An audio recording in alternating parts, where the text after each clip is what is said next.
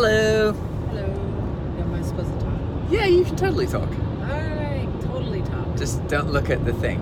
Don't look. Yeah. This is my mom. Hi. She says hello. We are driving to Wheeling in West Virginia. Just left Reston. Wheeling is where I live at the moment, I guess. I feel hesitant to say that if I'm only... I guess if you live somewhere for a month, you can live somewhere for a month, right? You could live somewhere for a month, plus you're paying rent, so... Yeah, I am on a lease, that's true. Right? I'm just not there all the time. It feels inaccurate. Just like a traveling salesperson without being a salesperson. You're just doing the traveling. I wanted to take a bit to talk to you guys about a thing that my mom and I are going to start doing together. And we've talked about doing a podcast with this topic before. For about 3 years. 3 years? Has it been 3 years? Yeah. I was really young when we started talking about You're it. still young. She's 33. But so what we're gonna start doing? You could always multiply that by 3, and that would be right. You're not 99. Oh yeah, all right, fine. Couldn't do that. Not quite. I interrupted you. Yeah. Sorry. Lost my train of thought. It's fine. I shouldn't talk over people. No, it's fine. It's fine. The viewers need to get more used to our dynamic. Which is just constantly interrupting. Oh no, I'm sure you're my mom, if they watch the videos, I'm sure they'd like to know what you're like a little bit more. But so we're going to be doing a bi-weekly thing, and you wanted to talk about old fogey, young fogey. Yeah, but what does that mean? Like old fogey, young fogey? They have no idea what that means. Do you guys know what that means? Old fogey, young fogey? Sure they will. Okay. Well, if you're watching this, then pause and comment and say what you think old fogey, young fogey means. Because I don't think you've given them enough context, but that's just how I feel. Well, the old and the young, we got that part. Yeah. It's just the fogey part. The fogey. That we have to talk about. But they don't know what we would be talking about. Oh. Just saying old and young doesn't really give much information, does it? Right. Educate us. So my mom wants to do some content about, effectively about technology, but from the kind of perspective of there's a whole lot of older individuals out there who don't know how to use technology that would very much make their lives much easier, and they're already doing things the hard way, and they just need to learn how to do things the easier way. But people tend to be so overwhelmed by technology, and it's hard, I guess. Help me here. Yeah, I wouldn't know anything about feeling overwhelmed by technology. I mean, how many just little panic attacks do we have in just this car? Yeah, this is a new car. It's a new car. All right, panic attack number 1, there's no key. Okay, fine. You can't trust a button. Panic attack number 2, everything else in the car except for the seat, and even the seat. I want the lumbar stuff, but I don't feel any different with it. I want to feel good. And then I'm trying to get the seat to do different things, of course, and then I cross over into other people's lanes. Not good. So now I got to learn how to set up the thing so that when you cross over into somebody else's lane, you get a little beep beep. Because I really do need the beep beeps. But in this car, you can set up beep beeps for everything. I mean, I suppose I could set up a beep beep if I went and opened up the window up here. But anyway, we're going to work on this. But the real focus is going to be how can older people use technology to really help have a better life experience in that sense, right? I always want to ask people, well, you got those earbuds now, or now they don't even have it's like a Bluetooth earbud, so you just see them and it looks like they have a Q-tip sticking out of their ear. Or a hearing aid. It looks like they have a Q-tip sticking out of their ear, and you think, okay, all right. But I always want to ask, what are you listening to? What are you listening to? And I never do. But I think I'm going to start next week. That's going to be my first assignment. Ask 20 people what they're listening to. Well, I don't know 20 people. So at work, I'm just going to start with my colleagues. I'm going to say, hey, what are you listening to? I'm going to find out. I'll let you know. You probably already know what they're listening to. Although I could just fake it. I could just put my my little ear things in and just pretend like I'm part of the crowd. I wouldn't really be listening to anything. It's kind of like fishing without any bait. Yeah. Don't you think? I do that sometimes. You fish without any bait? No, I have earbuds in, but there's no music on or anything. I think there's maybe some kind of psychological word for that. Yeah. Avoidance. Avoidance. Life avoidance. And so what we kind of... We're still not really sure how each episode's going to play out, but essentially I think that as long as we just do something every 2 weeks, so it's probably... I'm usually not around in person like this, so it's probably going to look to you guys who are watching this a lot like a lot of the Skype calls do, where it's just a recorded conversation between two people. Maybe there's video sometimes, maybe there's not. I really like making this kind of content because it allows me to connect with other people, and it's also content that I can create no matter where I am in the world. And I've always, like, one of the ways that I express affection for people I care about is by working on things with them together, like having projects together and spending time together. So that's something that I would really like to do with you, Mom, just because that, I think, is a good way to get closer and get to know each other better. Thank you, sweetie. That sounds like a great idea. She's a complete workaholic, so maybe we can bond through working. and we both now have new mics. Yeah, she got Yetis. 2 Yetis. Yeah. There were just too many color choices, so it was quite difficult. So I went with dark teal, right, and silver. Yeah, a limited edition. Yeah. That everybody in the world has. That's how limited it is. But we're going with Yetis. So that's probably going to be lesson number 1. I hope we don't record that. And that's going to be how to set Mom up with a Yeti. And it's funny because one of the things you've talked about is how, like, younger people will just do something. And it's like just inherent second nature to us. But then we have to be, when we try and communicate how to do it, we can't treat it like that. We have to understand, like, okay, setting up a microphone and using it to record for the first time is a confusing and new process that hasn't been done before to a lot of people. Well, so, I've set up microphones before. Yeah, I'm just using this as proof. This is a special Yeti.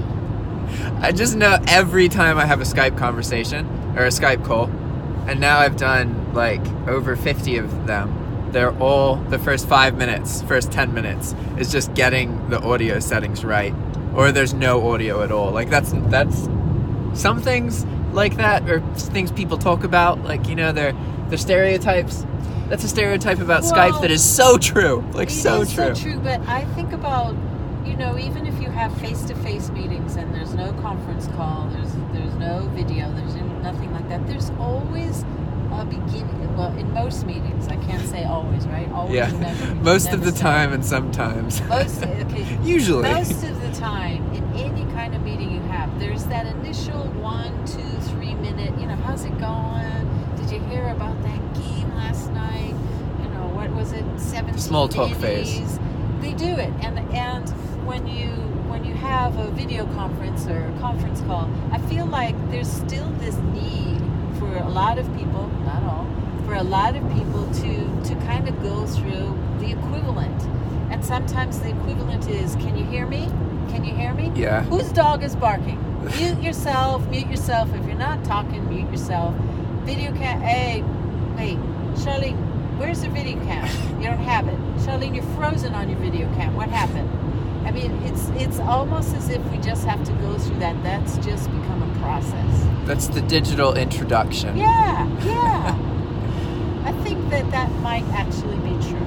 Yeah, no, that's a good point. It doesn't matter how many of these meetings you've gone through, it's still something similar. Yeah. And a lot of times you can't just start off with the meat of the content, like, straight away. People need you, like, and from my perspective, when I'm doing the Skype calls, I have no idea if, 1, I don't know about the person's English level, 2, I don't know who they are, I don't know if they have a good connection or a bad connection, I don't know, Like, I just know a sentence that they told me that they want to talk about. And so it's really taught me a lot about different personality types. And because you can gauge, like, is somebody stressed or are they not stressed? Like, are they the kind of stressed that will talk when they're stressed? Or are they the kind of stressed that's just going to be quiet? Because from my perspective, I need to make sure that there's constant stream of conversation, right?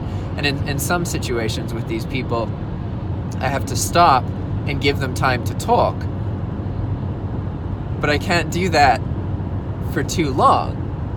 But sometimes the personality type requires it be done for long enough for them to be like, oh, okay, I can talk now. And that's a good... I wonder sometimes if there isn't a pause, an electronic pause that's different than a face-to-face pause. Because a face-to-face pause, you're kind of looking at them thinking, okay, what the heck's going on? Are you going to say anything or what's going on? Yeah. But electronically, that silence is it's like necessary. Yeah, but it seems so much worse. Like if there's 10 seconds. As a teacher, they used to say, hey, if you're going to ask somebody a question, give them 30 seconds, maybe even as much as a minute before you jump in.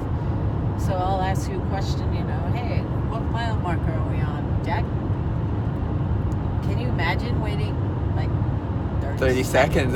Feels like a long time, yeah. That would just be so long. That's a mistake that a lot of people make in their interactions with, like, essentially, if you ask a question and then the person doesn't answer, and you start talking again, you've ruined the whole point of answering a question. And I can't say how many times in my personal life that I've witnessed that or accidentally done it myself. And it's really fascinating how many, like, conversations that regular people have with one another are filled with these weird tendencies and habits, and how they're different when you're in, like, a digital conversation or in person.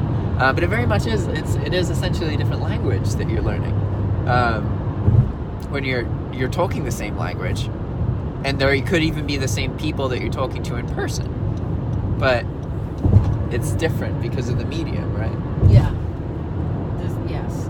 And digitally, it's less acceptable to talk over one another. Whereas you think about your day-to-day conversations, a lot of people just talk over each other all the time and finish the sentences, finish the thoughts, finish everything for them. But I think with digital media, maybe we've just gotten more conscious about that. Certainly, it makes for longer conversations. You gotta wait. Okay, I don't know if you just finished talking or there was some kind of pause. Did you give me a cue where I was going to be able to answer? Sometimes, because the cue doesn't work really well online. Yeah. Because if I'm pulling together my thoughts and I'll say things like, and you're not going to interrupt me because supposedly I've just given you a cue that says, hey, I know what I'm going to say. I'm not quite clear how I'm going to say it, but I'll just fit in a couple of so you don't enter the conversation. Yeah. And if you're just talking to one person or a whole group, there's different complications there. And also if there's a speaker or rotating speakers, but then other people are just listening, like, because that I feel like a lot of conversations that I've been part of that are multi-person conversations, like there tend to be individuals who do most of the talking, and then there are people who add a comment every now and then. And it's interesting because I've always thought that they just don't want to say anything, but I'm starting to learn that it's not so much that it is a lot of people are really intimidated by video and being on a call, and it definitely is a big learning process that you have to put a lot of hours into in order to be fluent in, right? And so, like, I perceived because these people didn't say anything or didn't go, hey, so that's the cue that then you give them some time to talk or something, you know? Like, I perceive that's because they don't want to. But maybe the whole time they have something they really want to say and they're just looking for that moment, but they don't know how to do it. You know what I mean? Interrupt. Yeah, exactly. How to interrupt politely. Yes. I don't think we have to worry about that. Jack, your hot air on your window side is all foggy. It's all foggy. It's kind of weird. So do we have a topic for our first one? I think it was going to be like Duolingo or something. Oh yeah, Duolingo on the phone. Yeah. Do they know about Duolingo? Do you guys know about Duolingo? I'm sure some of them do. Almost certainly. So tell them about because you've been using a Duolingo, but she uses it on the computer, which I think is funny. She considers installing apps on the phone something akin to going to the store and buying something. Like it requires a deal of preparation, and you have to travel there, you know? Trepidation and worry. It's because a lot of times it's asking me for some kind of password, and I've forgotten my password, and I should use LastPass, but I've written it down somewhere in a little book, and I don't want to write another one because I've got like 400, it seems. And then I try and put them in my phone, and that's great, except that I never remember which ones are in my phone. And I know LastPass comes with, it's highly recommended, but I just can't get over the idea of, okay, let's say I put all my passwords into LastPass, and then someone hacks into LastPass. Well, I can't believe that there's anything that won't be hacked into. And so I try and figure out, all right, maybe we don't put them all into LastPass, we just put them into some. But at the end of the day, I've already distracted myself from downloading one little app just with that conversation that goes through my mind every single time. Somehow it ends up on passwords. And I think, well, you didn't even try it. Yeah. You didn't even YouTube it to find out. It's going to be really simple if you just do it. But I like the worry part. The funny thing about that train of thought is it actually becomes easier and easier to continue to think about something without doing it. And essentially the act of doing something is to ignore that thought and to just do it anyway. And that's essentially how you learn, right? Yeah. Is by doing that over and over again. But there's something to be said about the amount of times that you've thought about something that you know you need to do. A part of you knows that for whatever reason, whether it would be happiness or work, or your deeper self wants that, right? Yeah. But then there's I just overspoke you. It's okay. There's also a part of your brain that kind of enjoys the niggles. Like, I know I should do this. I know I should do this. I know I should do this. I think that just is like the little kid in you, just kind of like your brain is just making you get into trouble. Yeah. Why? That makes sense. But it becomes easier and easier the more times you put a particular thing off. Essentially, what your brain does is it makes you think that it's going to take more and more and more effort to do the thing that you're thinking about doing. So essentially, once you determine that something is what you should do, you should not think about it. You should just do it. Because any thought that you have is only going to increase the amount of mental energy it takes for you to just do it, right? That's something I think about a lot, because if you learn to, it's like a kind of flavor or a taste about something in your mind, the way that you're thinking about it. Like, I get this kind of resentment towards myself related to a specific task and not doing it, and I know now that means that is the thing I have to prioritize, that is the thing I have to do straight away. It's not the thing I perceive as the best, but it's the thing that is actually the best because it's what I'm putting off, right? But so, speaking of Duolingo. Duolingo. Yeah. Yeah, so I've got it. I brought what I think I need, and I was looking before I left. I was looking to see this person was. I was looking to see what my password was for Duolingo. We're just.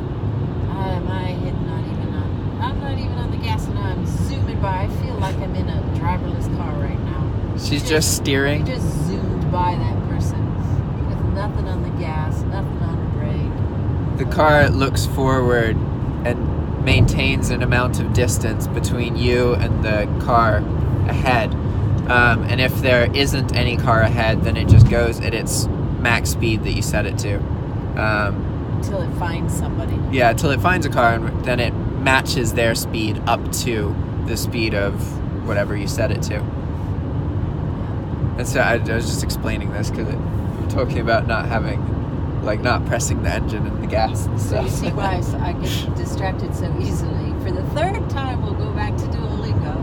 Yeah, so we think the first video is going to be really simple. It's just going to be, all right, let's go on with Duolingo, which is a great little app for learning, as you would expect, languages. We're trying to. It's got a game component to it, pretty mild on the game component, but it's well done, and it really makes you feel like you're in control of your learning, where you're absolutely not, because they've had to program it all. But it's a really interesting. They've got lots of different topics, and somehow you get beyond those topics, and then it gives you some other ones, and it makes you feel like you're progressing. You don't have a mic, great. Won't ask you any questions for a mic. You have trouble with your keyboard, it gives you some alternatives. It's just got a lot of useful features in when you want to listen to words, when you want to look at the meaning, and there's basically no learning curve on it at all, really. Yeah, you can just pick it up and start. So we've got, here we go, zooming again. Oh my God, what are we zooming now? Oh, we're just zooming to 61. Whoa, baby. Oh my God, here we go up the hill.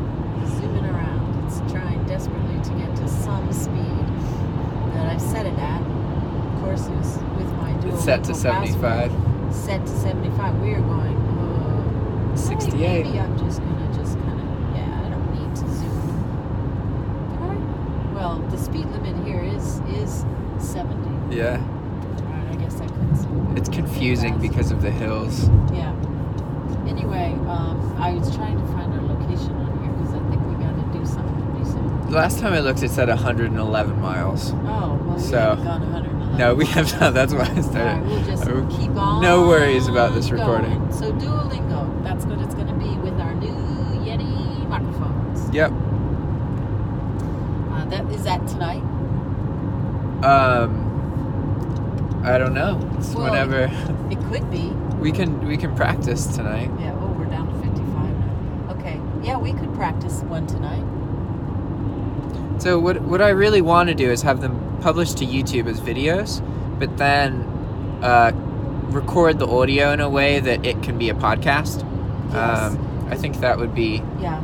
Actually, didn't this start out? We were thinking of podcasts, not videos. Yeah. But considering I make videos almost every day, so it just, I don't know, it feels right. Making videos is how I learn about something. I like the word podcast. So. You want to be a podcaster? Yeah. Podcaster. Except that we realized that if it was going to be about technology or any part of technology, then a podcast might not be as effective, right? Yeah, it is pretty true that people who listen to podcasts are probably more technologically literate than the people who would benefit from from learning more about technology. But, you know, you can think of a million reasons not to do something, and should just do the things you're interested in. Have fun. So we are taking a first step forward. We're at least going to do something. Yeah. And it's good because if I'm in different countries, we can still, as long as there's a computer and an internet connection, then that's all we need. We're going through Cumberland now. Cumberland? Yep. I don't know if they can see anything, but... It's a little bit overcast. Yeah. It's kind of gray and mucky. I like the rain, but I really like thunderstorms more. This kind of rain, if it was warmer, it'd be one thing. Looks like a new model of Jeep. I've never seen a Jeep that looks like that. Green color. That's the second one we've seen of that color, unless it's the same one. Cool. So I think that's good. Okay. I think I'll end this video we've got now. a plan. Yep. We're going to act on it. And I actually uploaded a video today. I took a break for 3 or 4 days and it feels wrong. I always have to force myself to not not make video, because it's important to take a break so you can reflect and like focus on other things. But at the same time, making YouTube videos is what gives my life meaning. So like, it definitely feels weird. But anyway. All right. See you guys. Ciao. Ciao.